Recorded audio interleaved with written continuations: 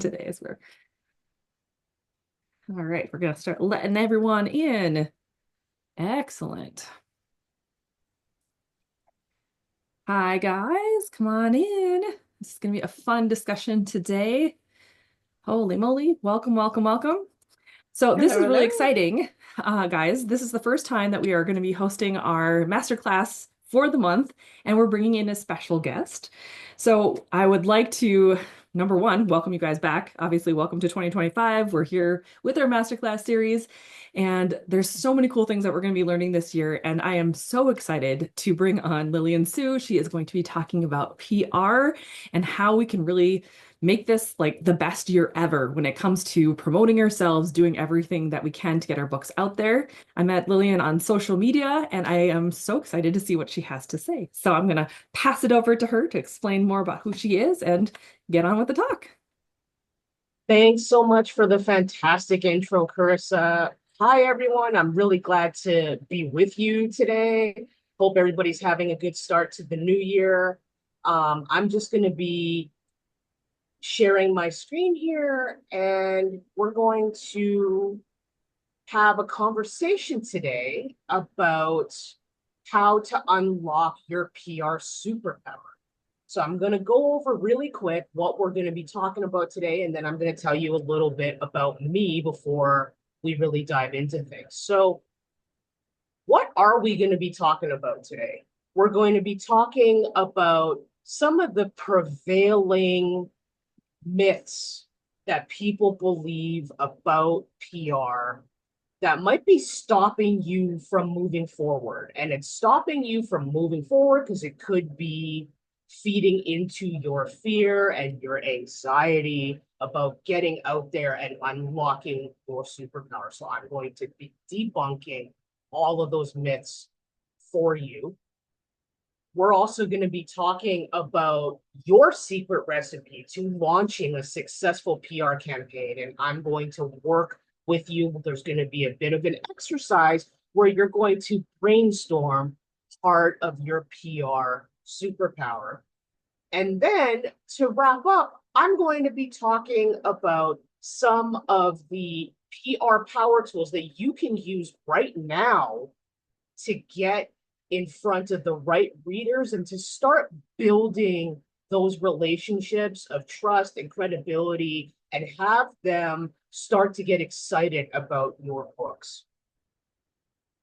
Now, Carissa mentioned she and I met on social media, but who am I really? I am a PR coach and publicist who has been in the storytelling and relationship building business for nearly 20 years.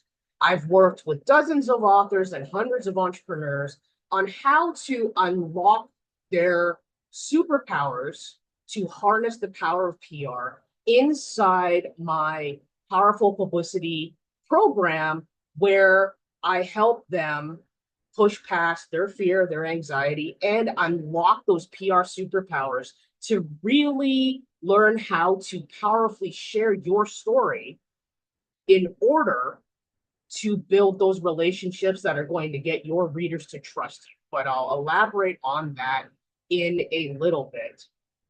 To get into it here, I wanted to ask everybody on the call here, what do you think your superpower is? If you're comfortable, you can come off mute to let me know, or you can type it in the chat. What do you think, as an author, your superpower is? That's a good question. Oh, I would say for myself, Lillian, it would probably be being able to see other people's perspectives pretty quickly. And so then it translates pretty well into being able to describe from different perspectives in an author's or in a storytelling perspective where like I'm in each particular person's head if I'm first person telling and just kind of describing it in a way that makes sense. It sounds really intuitive, right? That you're able to kind of dive into someone else's story and everything. Does anyone else want to share about what you think your superpower is as an author or a writer? What do you think, you bring to the table?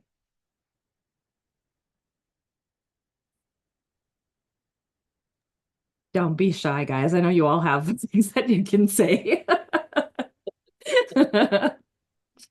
Oh, too funny. Dita, were you going to say something? Well, I don't know if it's a superpower, um, but going to my Clifton strengths, my number one is input, and I can research and probably too much information. That is fantastic. So good. Sounds very thorough, but yeah, I mean, I wanted to ask what everyone thinks their superpower is because I wanted to share a story with you about a fantastic client. Sarah came to me. She is a cyberpunk sci-fi author. And she came to me and she said, Lilian, I want to make a bigger splash with my cyberpunk series, but I'm having trouble connecting with people outside of telling them this is what the book's about. So through one-on-one PR coaching, she and I discovered that her superpower is actually the reasons behind why she wrote the book. I sat down with her and I said, well, Sarah, instead of just telling people what the book is about, why did you write it to begin with? Why is it important to you to have a female detective in this book? Why is it important to you for that detective to be sober?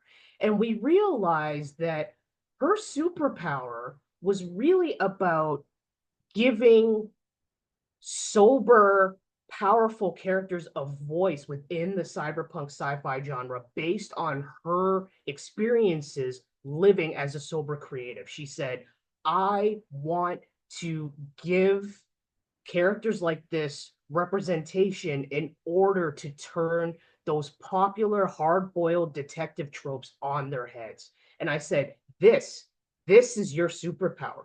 This is the unique part of your story that no one else is sharing in this genre, and we need to get it out there. And from the campaign that we launched together, not only was she able to get several interviews and fantastic reviews, her series ended up getting translated into German and spread even farther worldwide.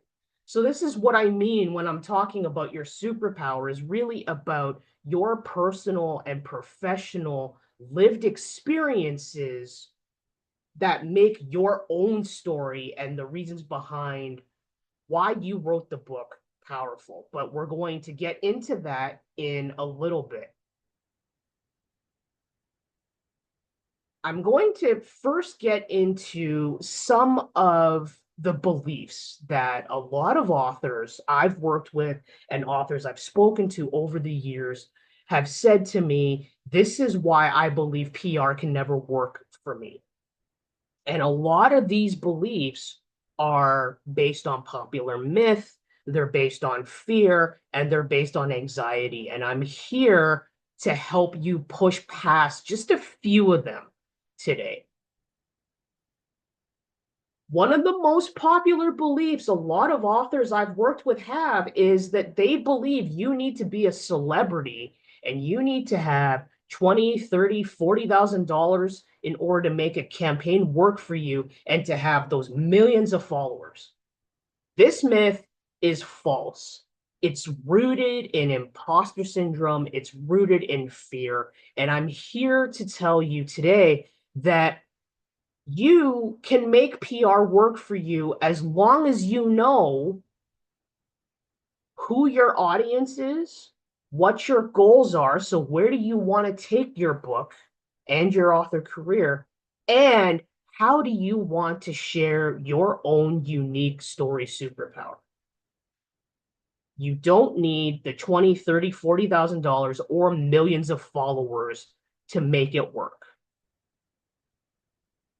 This is also a very popular myth that a lot of people believe in when it comes to PR, in that they can just have everything done for them. It's going to come out perfect. Everyone's going to flock to the bookstores or flock to the online retailers to buy their books, and it's all going to be awesome. The reality is that PR at its peak, for it to be the most successful and for you to build those genuine connections with your readers, it's a done with you process. What do I mean by that? I mean, you are an active participant in this process. So you need to be thinking about, where do I want my books to go? How do I want to build relationships with my readers? Am I looking to connect with them in events? Am I looking to connect with them online? What are the different ways I can do that? And what are some of the partnerships that I need in order to get there? You need to be providing your input on how you want to be presented in a PR campaign. That means, how do you want your book blurbs to be shared? What sort of photos do you want to use? How do you want to step out there and share your story as an author?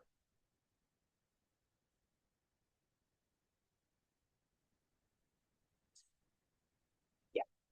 Whoops. Myth number 3.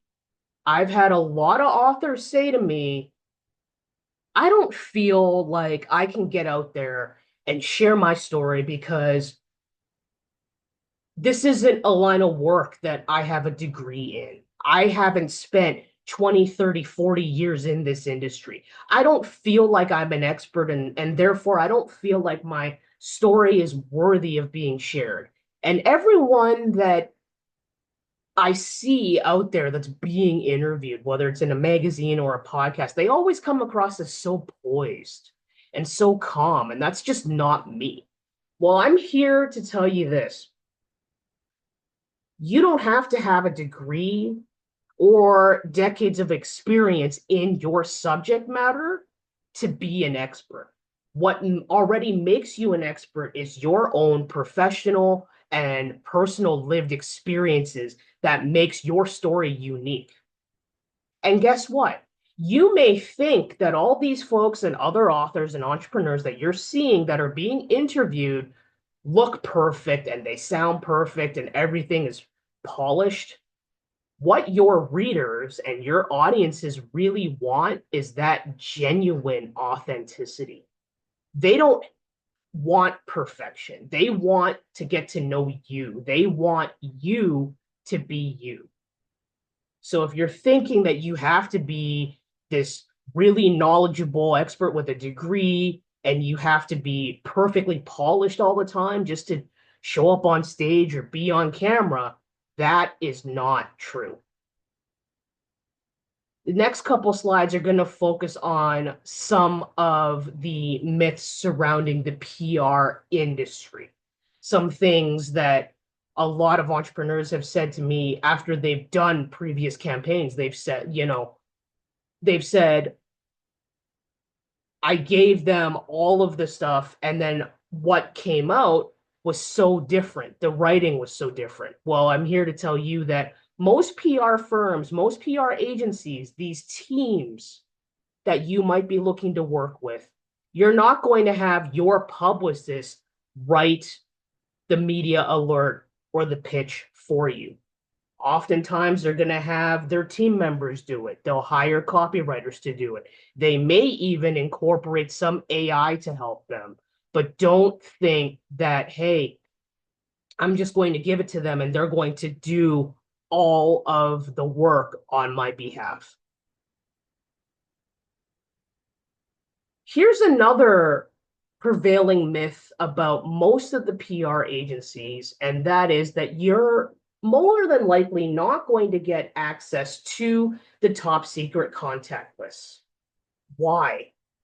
Because every PR agency and publicist out there has spent months, if not years, cultivating relationships with different media outlets in different industries and genres. This is their bread and butter. If you work with them, you might get access to the media contacts that book you for an interview, but you're not going to get access to the entire list. So you might be sitting here at this point and wondering to yourself, okay, why are you kind of giving me a little bit of this overview on how the industry works. As a PR coach, this is where I work outside the status quo. I always want every single one of my author clients to start your campaigns off on the right foot.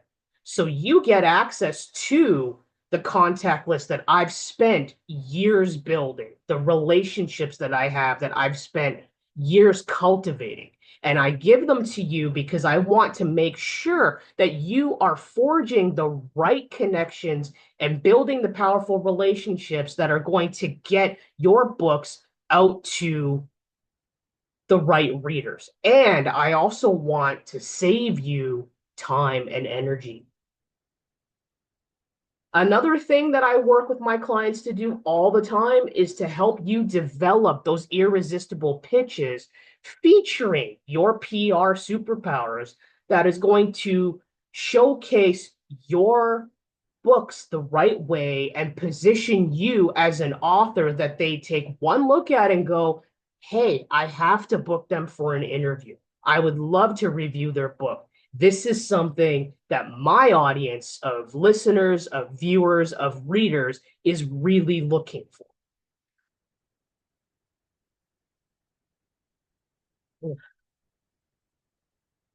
Going into this second part of the secret recipe to launch your own successful PR campaign. What makes it a secret recipe? You. Because even if you are writing in the same genre as another author, you have your own goals, you have your own specific audience, and you have your own superpower. That's what's going to make your campaign unique. So how do you dip your toe in the water and start planning that strategy that's going to get you there? Well, I've got a few questions that I've written down here that you can ask yourself in order to get started. So when we're talking about goal planning, you want to get specific with your goals. And when I say that, I say I want you to get deeper than just saying, hey, I want more sales. That's not a goal that you can work towards. Instead, get more specific. I want to increase my book sales by 20% in the next 6 months. You have a time parameter there, a schedule, and you have a number you want to work towards.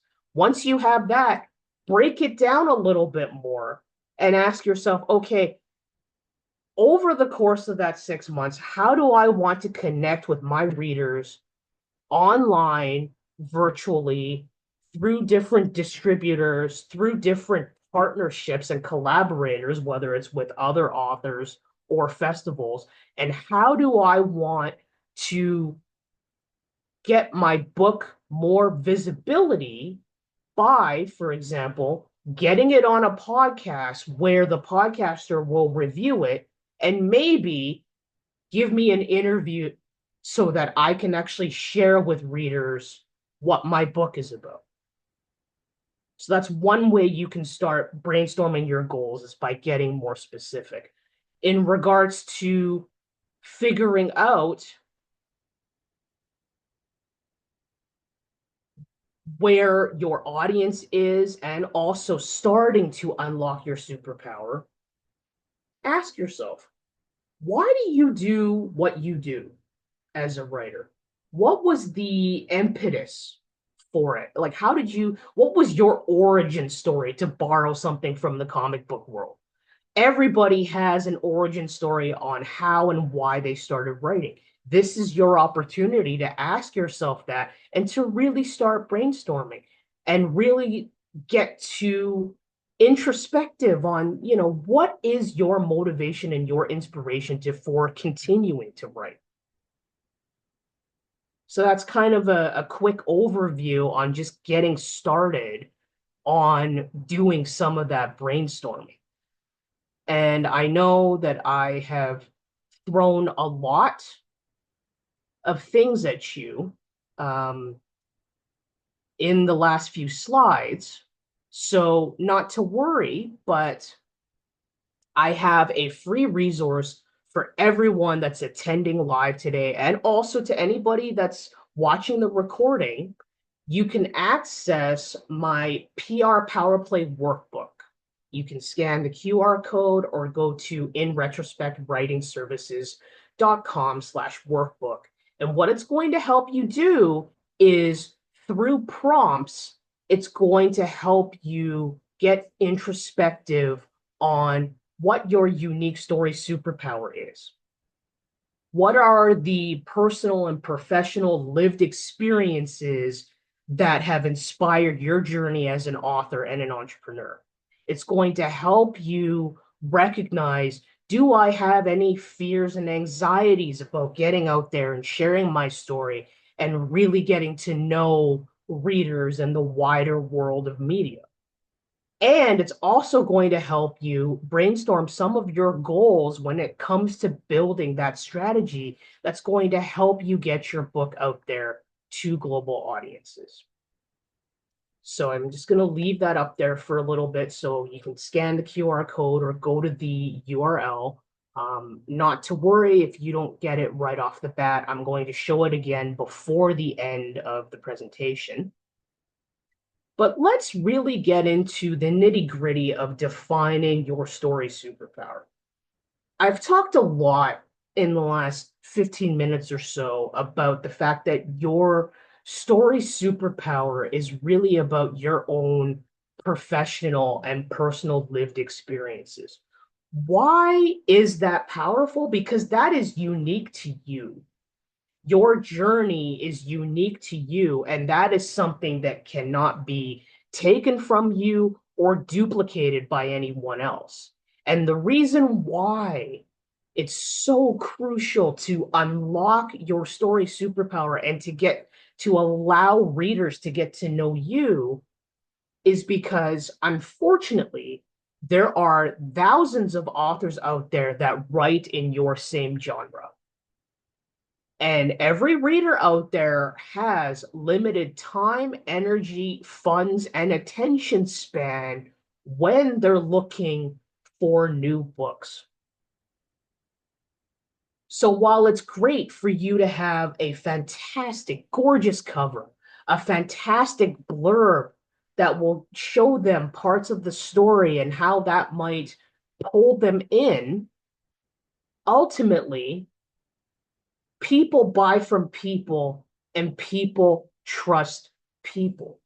And in order for them to know that, to really build that trust, they want to know more about you. So, how do you start doing that? I wanted to put up a few questions here to really get you brainstorming, unlocking your story superpower. I mentioned earlier about your origin story, that point that inspired you to start writing, that gave you the push to start thinking about publishing. Dig into it a little bit. If someone asked you, hey, Carissa, how did you start becoming an author? Like, what was the incident or the person or the book that inspired you to go, hey, maybe I could start writing? How would you answer a question like that? My best friend made me. I was very discontent with being a graphic designer. And she was like, but you've always liked to write. Why don't you write a book? And I went, I could probably do that. See, like that is like your unique story superpower, because there are so many people that turn to writing as that creative outlet. There's people that have left their 9 to 5s as lawyers, as social workers, as teachers, because they're like, I'm burnt out. I'm not enjoying what I'm doing anymore. There has to be a better way to live. Why can't I write about my experiences? That's where a lot of memoirs come from. For a lot of other folks that write fiction, they're constantly inspired by their favorite authors and the worlds that they read about that they've built, or they get inspired by songs they listen to or movies they watch. Speaking from my experience, I am a lifelong reader and writer of fan fiction. That is where the ideas for a lot of my own fiction work comes from, right? So the more you dive into these questions, if someone asked you, hey, how did you get started? Or things like, what were some of the challenges that came up over the course of you being an author that maybe you weren't anticipating? Like, how did you deal with that? Things like that, that really allow people to get to know your reality, build that authentic, genuine connection with you. And as you're going along and brainstorming these things, what will also start to become apparent is this question of themes in your work. You know, why did you decide to write about struggling with mental health? Why did you decide to write about raising a child with special needs? Why did you decide to write about dealing with maybe unconventional relationships like polyamory? Or why did you decide all of these different things as they start to come out? The more you brainstorm, hey, this is why I put this theme in this book, you are answering this question of who are you trying to help with this book? Meaning, who is your audience? How do you want them to feel? What do you want them to think when they read your book? What do you ultimately want them to do with it? What's the impact you want to make? And then when you realize that, it becomes a lot easier to figure out, where are my readers hanging out? Meaning, if you have written high fantasy, really featuring explorations of mental health within that world that you've built, you don't just have an opportunity to reach fantasy readers. You have an opportunity to reach out to readers that maybe feel like mental health hasn't had the greatest representation in your particular genre. You have these other opportunities to figure out, if I'm writing about BIPOC experiences within my fantasy romance novels, there are groups of readers that are hungry for those kinds of experiences.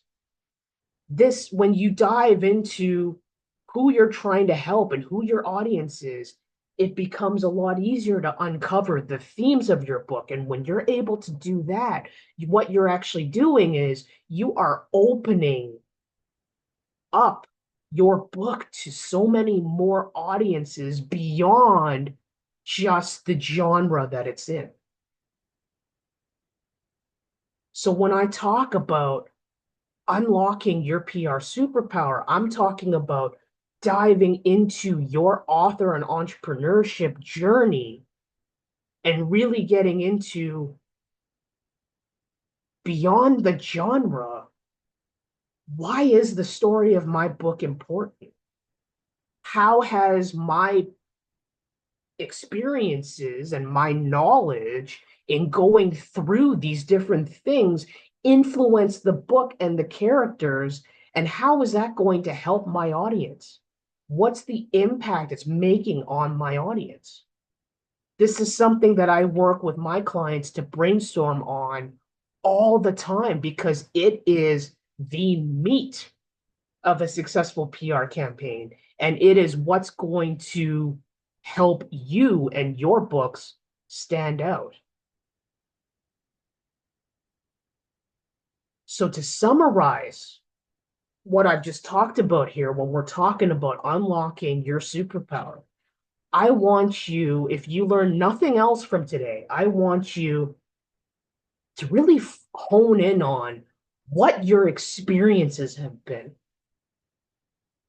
Where does your expertise lie within that experience? You know, as I said, did you have a past as a social worker, as a designer, as a lawyer, as, you know, whatever it is? How has that influenced the story that you've written?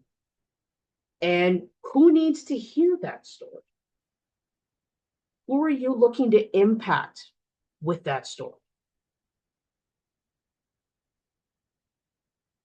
You'll have the recording from this, but, you know, I'm encouraging you now to go back, screenshot this slide, put it up on your computer. And if you learn nothing else from me today, I want you to focus on really honing in on your unique story and how that's going to positively impact the audiences for your book, and beyond just the genre audiences you may not have even thought about that you have because of the themes that you've put in your book.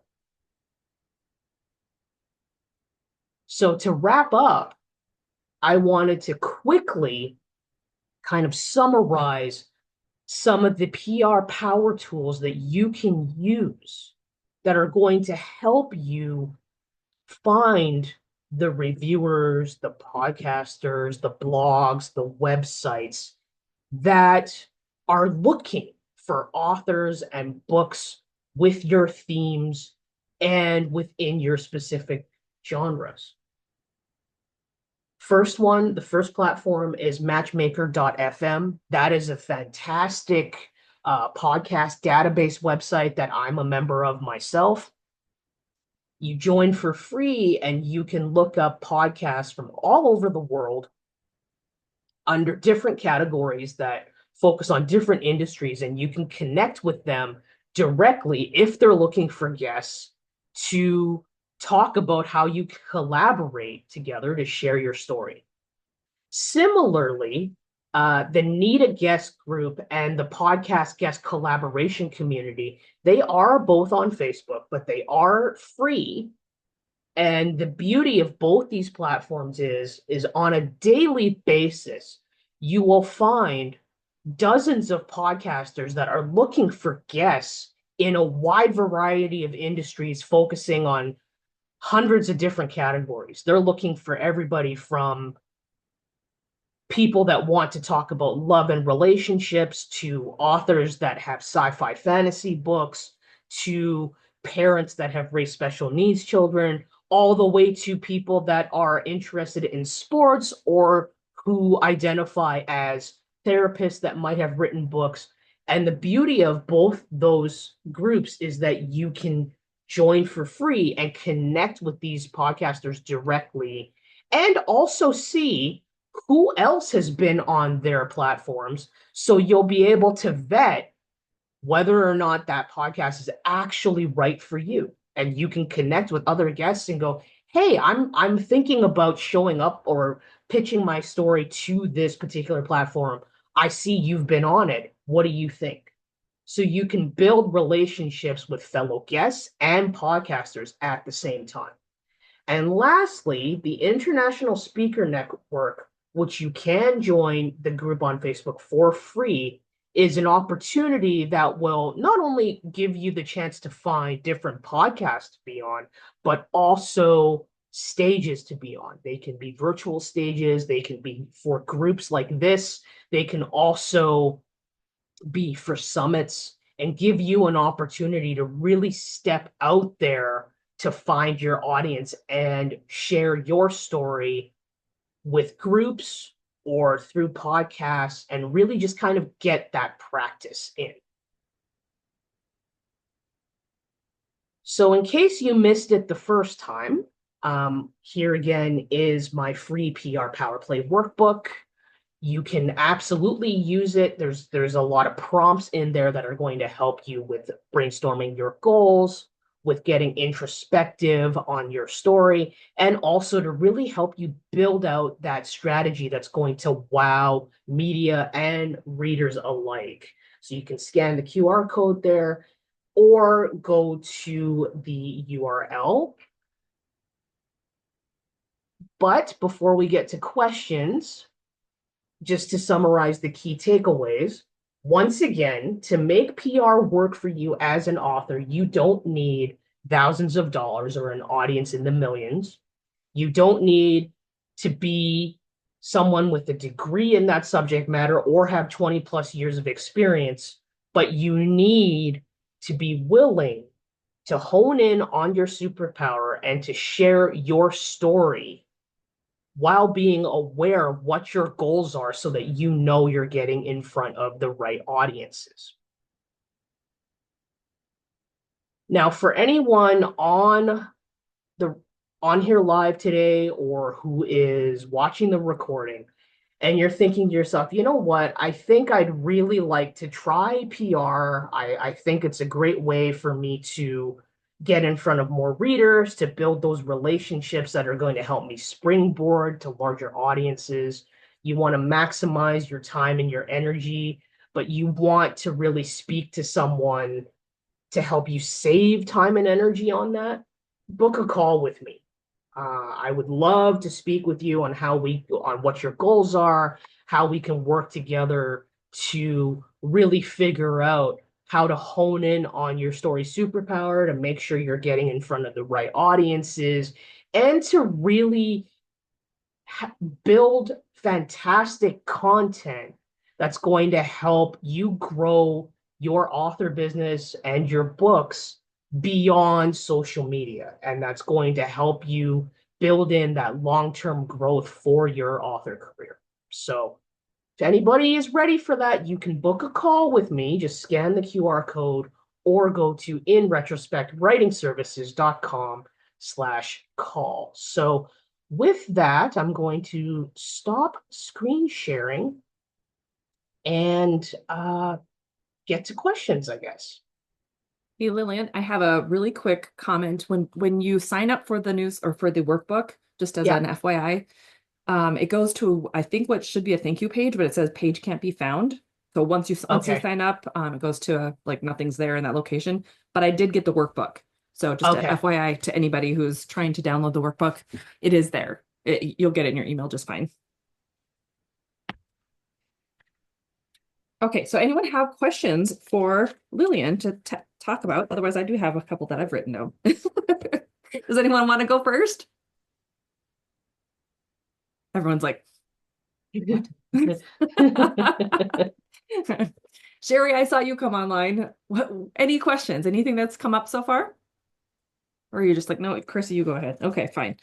All right. So I was wondering, so when it comes to finding, my logistical brain wants to go, okay, these questions are great because they do put us in that retrospective place of, okay, why am I writing these things, especially when I've been doing it for a while?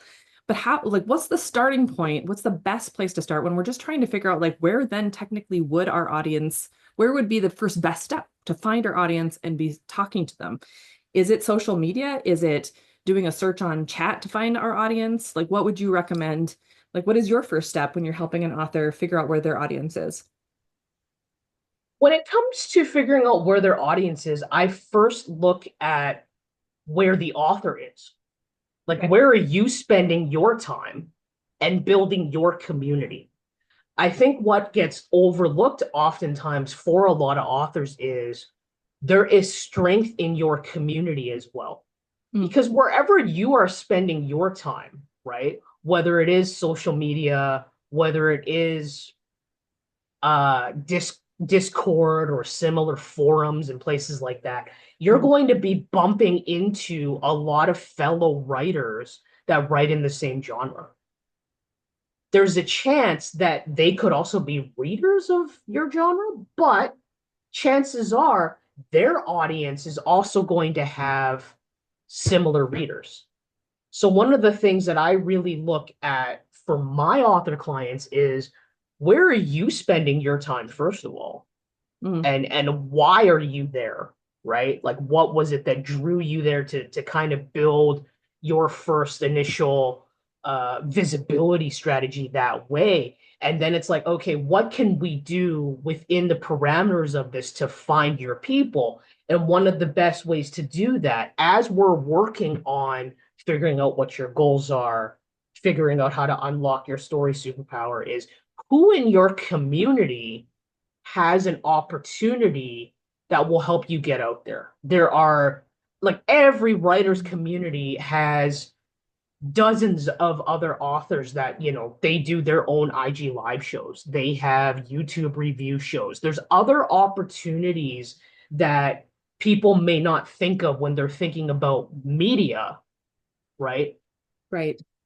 That can allow you to get out there in front of the audiences that you want, but also are small enough that you get this opportunity to really cut your teeth in it and get comfortable, so that you don't feel like, oh, the first step I have to take is something international. No, look at your community first and look at, since I'm a part of this group that has these other folks that are writing similar genres and everything, what can it hurt to get into conversations with them about how are you finding your audience? That's a really good what point. what are Yeah. your people looking for? People tend to discount their writing community a lot because they're so focused on, and rightfully so, but they're so focused on giving each other feedback on the writing and being a sounding board surrounding maybe some of the mindset blocks that come with the writing publishing side, that they don't think about these other people or group members as a resource on the marketing side, and they I really think there's should. also a little bit of fear there too, though, because when someone is just coming in as an author and maybe they don't have as big of a following, and you'd love to be able to ask questions to some of those bigger names, even if it's just like a perceived bigger name, there's Mhm. almost that fear that, oh, if I ask this person, then they're just going to think I'm using them for their audience or whatever.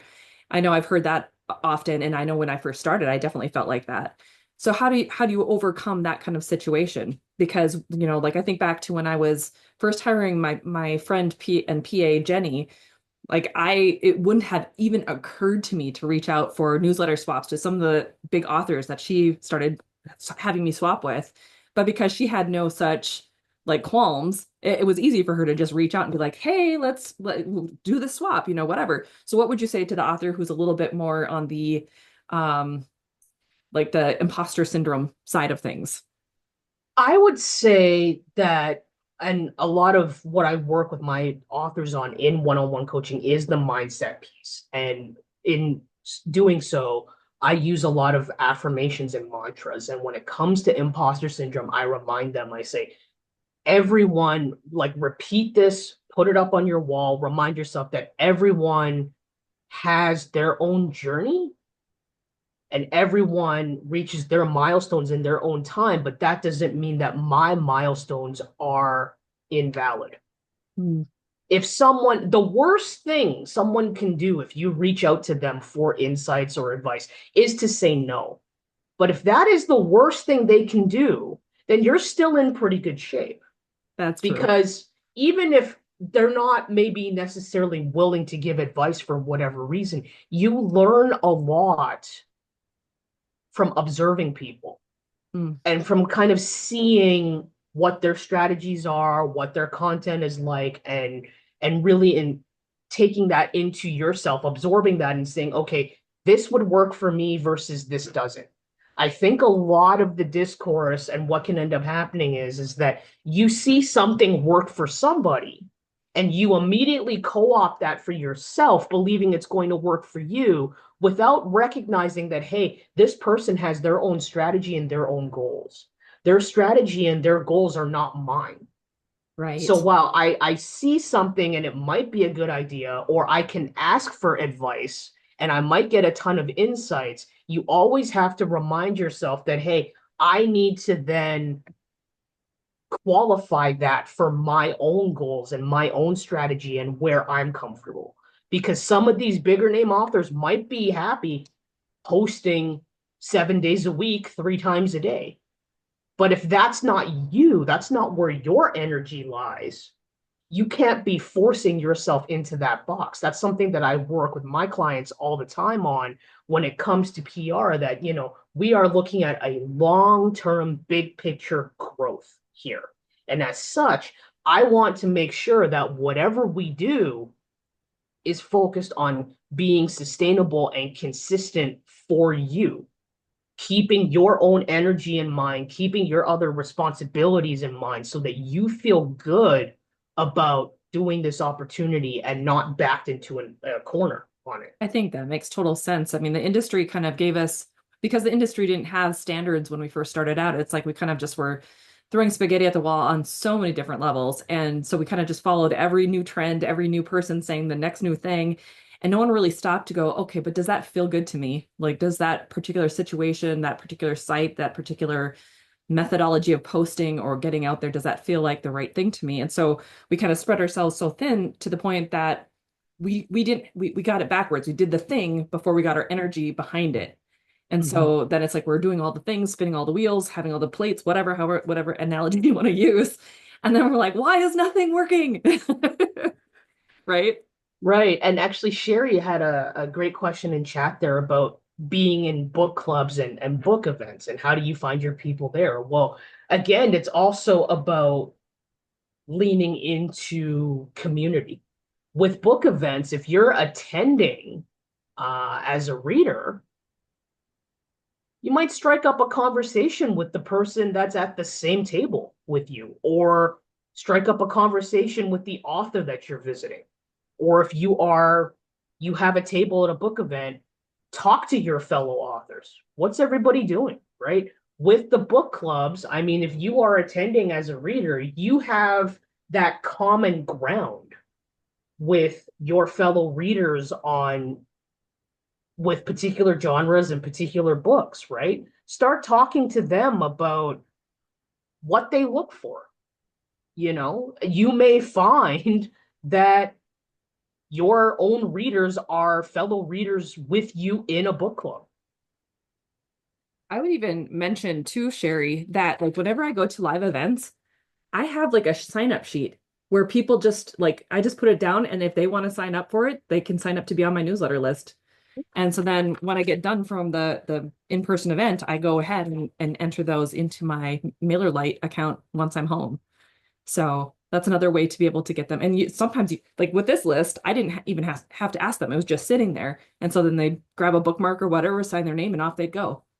So right. There's great ways to kind of build those connections, particularly as the examples Sherry gave were in person opportunities that allow you to actually connect with your readers one-on-one, or to kind of forge that connection based on what your common ground is. And that's really how you look at it with doing anything related to PR and getting out there in the media as well. I've had a lot of authors say to me, it feels like I'm selling to strangers, and it feels really icky to me. And I said, then let's look at changing your perspective, right? Because if you have common ground with these people, a podcaster who loves fantasy books, instead of pitching them your book right away, you could get into a conversation about, Brandon Sanderson, or whoever you both love reading. Now you have common ground. They're not a stranger anymore. They're a member of your community.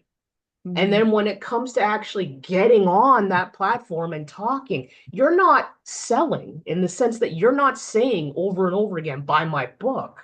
What you're doing is you're sharing with people the story behind your book, the story of your book. Your book isn't the thing that you're marketing so you can hide behind it. Your book is the vehicle that allows people to get to know more about you and who you are as an author. I feel that because I think a lot of authors don't realize they're a personal brand. Their books are extensions of themselves. So you're not just selling your book or your series or whatever. It's literally you. And so if you can just tap into all of those stories, it's like an endless fountain of information to be able to share. It's very fascinating. Absolutely. And it opens the door to genuine conversation, not just with like the podcaster or the blogger, but with readers too. Like those opportunities that you have to actually touch base with them in real time during live Q&As, those are incredibly invaluable, especially if a reader comes to the table and goes, hey, I not only read your book, but I heard your interview on this, and you made a great point. I actually wanted to ask you about it. Mm. That becomes so much easier to not just build an engaged audience member, but build a brand ambassador, this person who knows you really, really well, who loves your books, who will recommend them to everybody they know.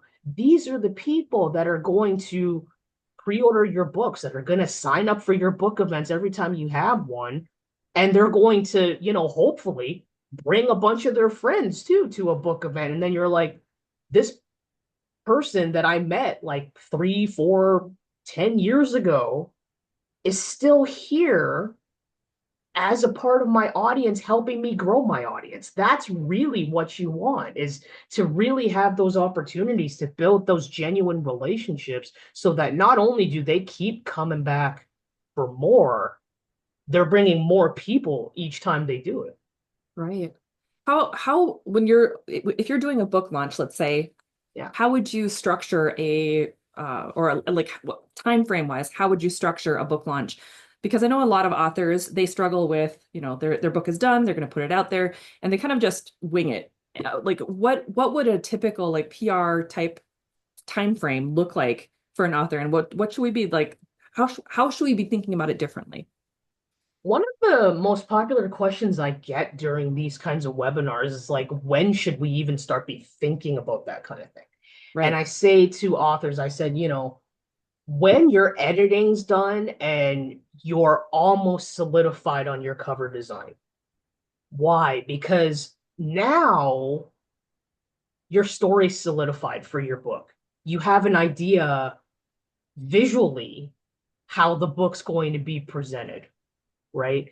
Because you cannot start marketing if you don't have any assets to market with. Mm. So once the editing's done and you're almost solidified on the cover design, you really want to start giving yourself time. Because if you're doing a book launch in, say, September, if you just started promoting beginning of August, you're not really going to get anywhere. Mm. Because people need that time for these things to sink in. They need to see something 20 times before they will actually remember what it is, and then B, decide to do something with it. So you need to start at least give yourself 4 months to sit down and go, what do I like? Yeah, it's launching, but what do I actually really want to do with it? Like, because the life cycle of your book isn't just about that 2-week or month-long launch. You want people to continue buying your book years from now. So you have to ask yourself, like, okay, if I'm doing this for launch, like if I'm partnering with, or I want to say partner with a book box that's also going to interview me on their blog, or have an interview with me for their newsletter, how is that something I can continue to leverage even after my September launch? Like, how am I going to share it? How am I going to remind people of this partnership? Is this also something I can do more consistently? Like, say you do it for launch, and then a year later, you've got a special edition coming out that you go to the same book box partner with. And the thing is also, if you're looking at scheduling reviews, scheduling interviews, the people on the other side, the podcasters, the reviewers, they need time too. Because ideally, you want to time it so the reviewers can get early buzz out for you before launch. Mm. The podcasters can get early buzz out for you before launch. Let's say they do an episode where they review your book. Then when launch happens, they go, hey, it's launch week for Carissa's book. We've actually got her today. If you listen to my review episode of her book that I posted like a month ago, now we're actually here to talk to her about it. You want to be able to time these things so that you're giving them and yourself enough time to schedule everything. I think what can happen for a lot of authors is like, oh, I'm doing live giveaways and I'm doing this event and I'm doing that event. They try to cram it into a week or 2 weeks. And at the end of it, it's like, I'm exhausted, I'm burnt out, I don't want to do anything. Right. But Well, if and you I think really, there's also that, especially in the indie space, like we've been taught for so long that you have to rapid release as quickly as possible. And so there's not a lot of that brain space to be able to think that far ahead for a lot of people don't have futuristic in their strengths at all. And so it's like to even consider that they would almost have to have like a list like yeah, 4 weeks before launch, this is what you do. 10 weeks before launch, this is what you do.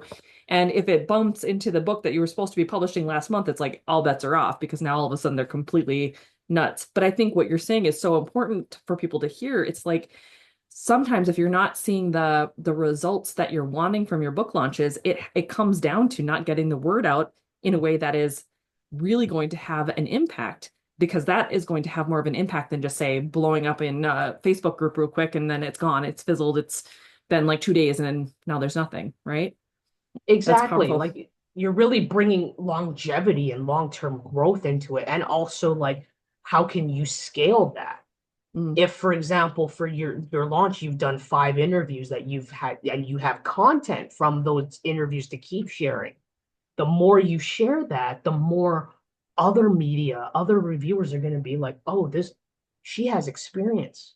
mm. And then there's all those I links like, coming back to your site right. too. Exactly, Yeah, exactly. And that's the kind of thing that can pay dividends 6 months or 6 years down the road, true. right? And you and I have spoken about this before, where for authors that are releasing a series, when you're doing something like this, and say you are just launching book 5, you don't want to be promoting book 5. What you want to do is go back to the beginning and promote book 1, Hmm. so that then you can hook people into the beginning of your series. And now it's like, hey, I just published book 5. They've got Right. all this wealth of content that they can consume while they're waiting for book 6 or book 7 or however many more. But it's important to plant the seeds with the one that you started with, and not be releasing book 5 and going, And we well, know how to books do that one to with like four promo didn't sell. stacking and stuff like that. That makes sense in Yeah, our brain, but we don't think about that when we're launching book 5, that's not really the launch that you're launching. You're almost retroactively relaunching book 1. Yeah. exactly, Yeah. exactly. So Yeah, I just wanted, yeah. Dita's got a question too. She wants to know, like she writes two different genres, horror, supernatural thrillers, but she likes to write motivational because it's palate cleanser and they're obviously very different. So what do you do when there's so different between the two? I think there, the issue with this is that industry rhetoric, I think, and this is from traditional publishers, they've always said that, hey, if you want an agent, you don't want to be writing multiple genres because they don't know how to pitch that. Mm, It's all over the place for them. They don't know how to yep. pitch that. It's a no-go. But if you are publishing it yourself, you really kind of look into, yes, they're two very different audiences. I don't think that you need to worry about confusing audiences if you're looking at doing different campaigns, because they are different, right? The horror supernatural side, and it's interesting that you bring this up, Dita, because I've worked quite extensively with horror authors, and horror film is kind of where I cut my teeth. Um, there is a large network of media contacts and reviewers and publications out there that really support that genre. And if you're doing motivational, then you're focusing more on like, okay, the mental health side, the self-help side. Those are two separate audiences, but I don't think you have to worry about confusing the two of them if they see that, hey, you're writing books that are so different under the same name, because they are two very different audiences. And it's about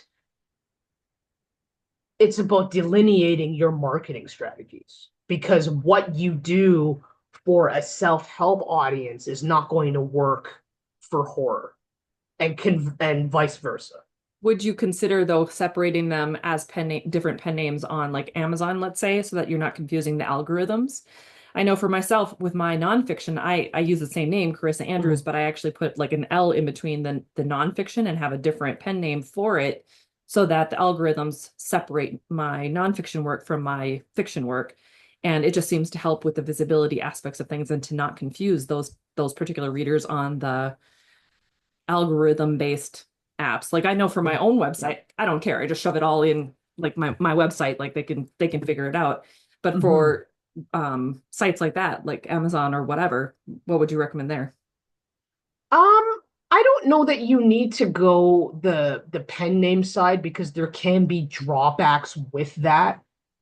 Um, in the sense like, legally speaking, and Dito's saying it can be overwhelming because you're managing Mhm. all these different author personas and author brands and everything. Sure. I think your idea of using the initial is really helpful. And I also think that the other thing that makes it really unique if you're doing nonfiction versus fiction, there are a lot of things that you could do with fiction that will help delineate things that you wouldn't necessarily do for nonfiction. Like case in point, you could do the book boxes and do big giveaways with fiction. There's a lot more book festivals within fiction than there would be for nonfiction.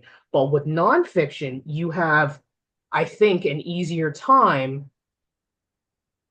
incorporating the nonprofit associations, the charities, the ability to do more live panels, more live Q&As and book signings with those audiences, right? So they're in that way they're pretty well delineated where you would have to, I think, maybe put in your own delineators would be for something like Amazon, would be for Draft 2 Digital, certain places where you're publishing, but on your own website, you can kind of pick and choose how you want to delineate that. But if you're worried about like the press being confused, there is enough of a separation in terms of the strategies and the methods that you use for fiction versus nonfiction that I don't think they'd ever get confused. And Dita, it's kind of interesting. You've got like the light and dark almost. It's like I don't know why, but I just see in my head like you could definitely like play on the brand themes where it's like you've got your any page that's dark, oh, this is the thriller, the horror, supernatural stuff. And then if the page is white, oh, this is the motivational. So it's almost like who are you, reader? Which one, light or dark? Which path would you like to take? And then they almost have an experience on the site to be able to kind of play around with that as well. So something to think about.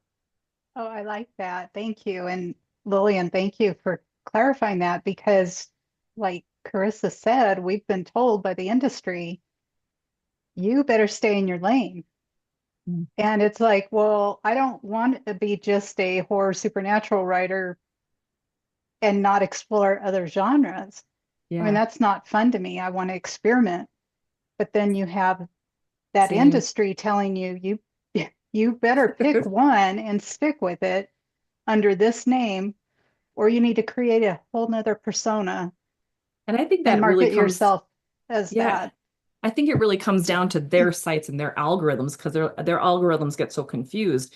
But for yourself on your own site, when you control the narrative, you can do whatever the heck you want because your readers are going to get to know you. They're going to understand that you like different things. And if you're explaining it on social media or you're explaining it on like what Lillian was talking about with your superpower, that's your superpower. You do both. And it's like, how cool is that? How many horror authors are doing that? How many supernatural thriller authors are doing that? I mean, to me, that would be kind of fascinating. Like, what's your light side versus your dark side? I'd be fascinated by that. It's also like the idea of carving out your own path.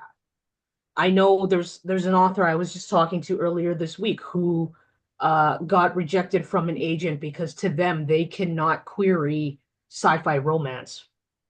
There is no category for that, according to them, within traditional publishing. And I thought that's very interesting because that would be you determining that everyone who reads romance is not going to read sci-fi and vice versa, which isn't true. So I think it's really important to kind of look at, how do you want to carve out your own niche and to make it easier to manage, you don't need three author pen names, three different websites, three, social media profiles. It's really about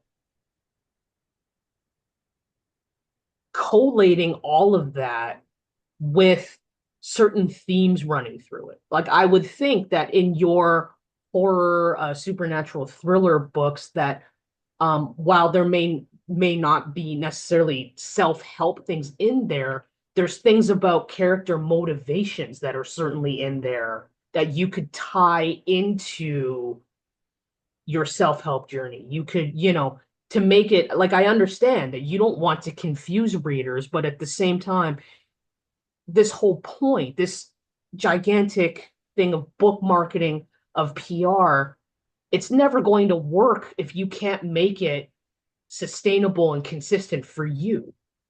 And as I've said, what makes it sustainable and consistent for you can look different for you compared to another author, right? So, I mean, there are common threads that you can use to kind of pull everything together for your social presences, for your website, and people will figure it out.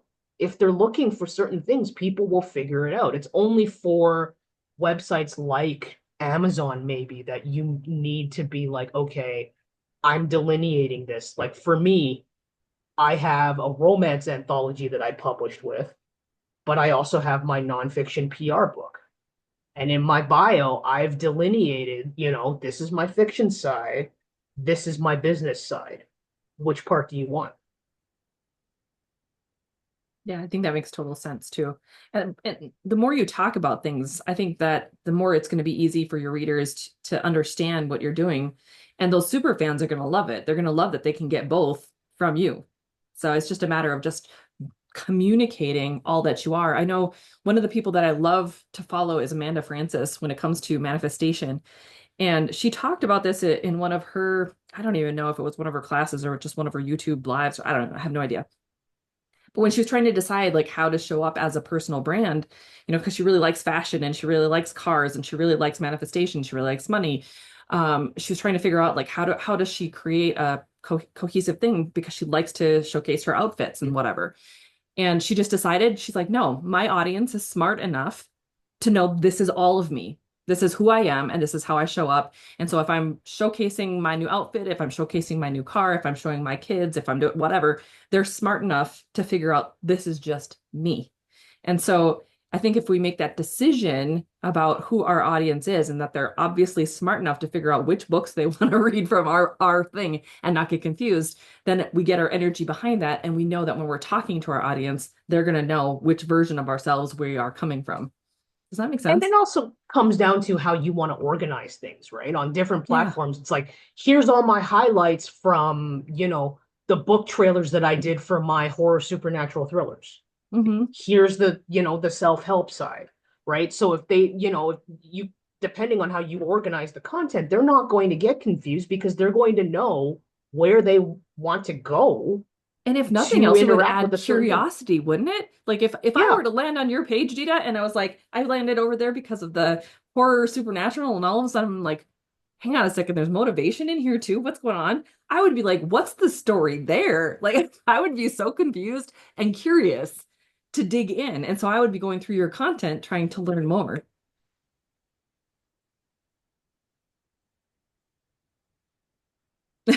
You're welcome. You're Any other welcome. questions, guys? Anything else that you'd like to have highlighted or answered from Lilian? You can unmute yourself too. You don't have to just type it.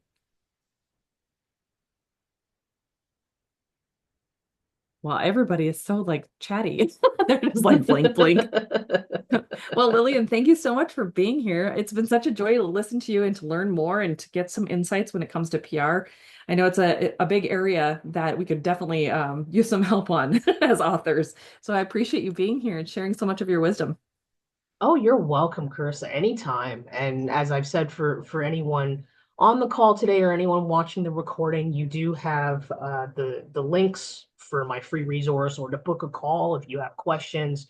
I would love to come back and continue to answer questions about where you want to take PR and what your goals are for your books and everything, because I love helping every author out there realize their fullest potential. It is Okay. the greatest gift, and I just want to help more authors do that.